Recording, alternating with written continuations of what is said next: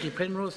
Yes. 30 seconds to introduce. Thank you, Minister, would you agree that the Labour Party view that what's needed to deal with the issue of bogus self-employment are robust penalties in law for bad employers who force workers into disguised self-employment arrangements, and where those same workers are, for all intents and purposes, direct employees in all but name, and that where clearly this dodgy practice deprives workers of both the rights as workers and their appropriate social welfare payments, and where such behaviour also cheats the state out tens of millions in lost PRSI and income tax and tax revenue each year, and which in effect means less money for social welfare and our hospitals and schools.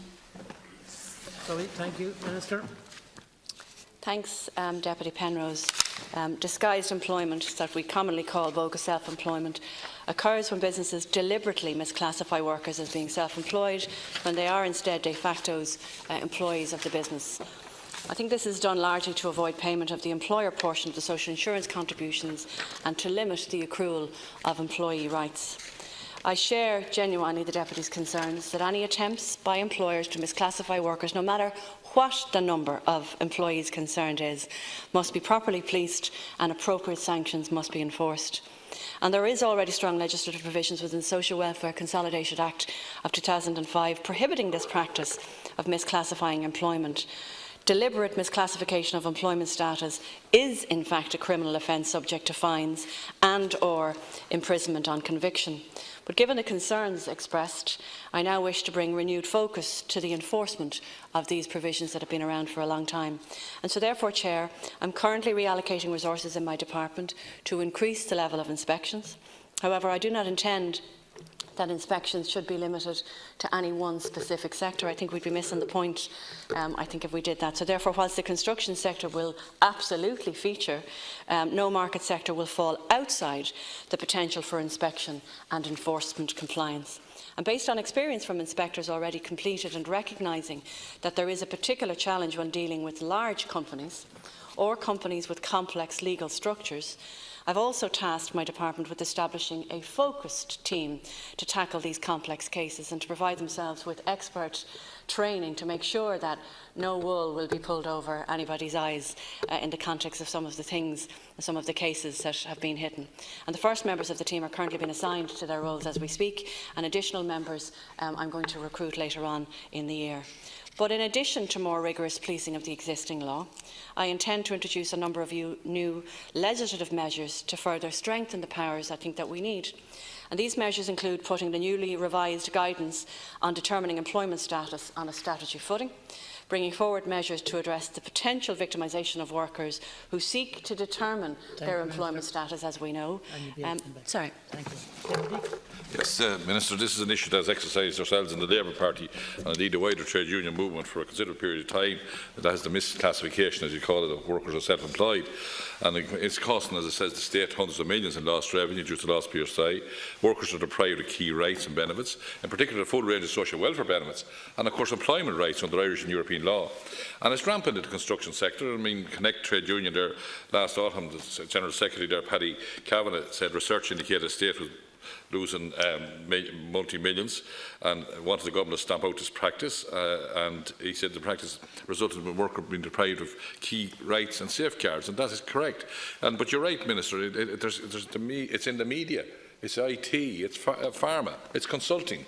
It's all over the place. So, you are establishing this standalone team. We welcome that, evolve into an agency to investigate bogus employment. But will the legislation include penalties in law? We want tax avoidance laws to be used to clamp down on this practice, as our bill in the Shannon proposed by Senator Jed Nash. And there's no good reason why an employer who deliberately decides to misclassify the status of an employee should not be considered to be a tax and PRSI cheat and have the same penalties applied to them as in the case of other tax avoiders. That's the way to stamp it out. Thank you. You'll have another opportunity. Minister. Thank you, Chair. Just to finish what I was saying, sorry, I didn't realise I had rambled on so long. I think the victimisation of workers legislation is really, really important. There's a number of people that have come to me directly in the last couple of months who are genuinely afraid that even if they won their case, they'd have no choice but to leave the organisation because they'd be treated so badly. That's not acceptable, and that culture needs to be stamped out, and we'll do it in law.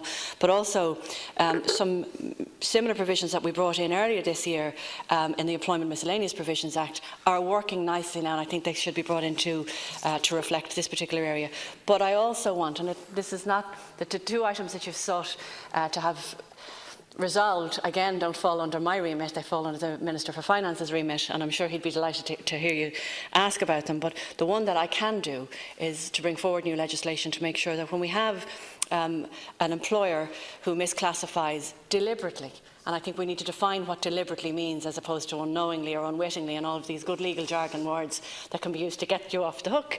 I'm going to introduce, when payments are under-declared, not just as it happens at the moment that those payments need to be repaid, back to the date that the worker actually started working with the company, that we're going to introduce significant fines that hopefully will determine people's actions in the future. Final comment, Deputy Penrose. Yes, indeed. The Code of Practice in 2007, I mean, it was going to be introduced and new criteria designed to help determine whether work was an employee or whether self-employed or a self-employed contractor. But obviously the code is inadequate now at this stage. That initiative has not served those workers very well. So, Minister, I mean, that's why Senator Nash's bill in the Senate adopted a holistic approach. And surely this should be across government then, if the finance sees opportunities there of ensuring that the penalties that impose are proportionate to the offence, which is that enforcing people into an area where they're deprived of very significant benefits and rights.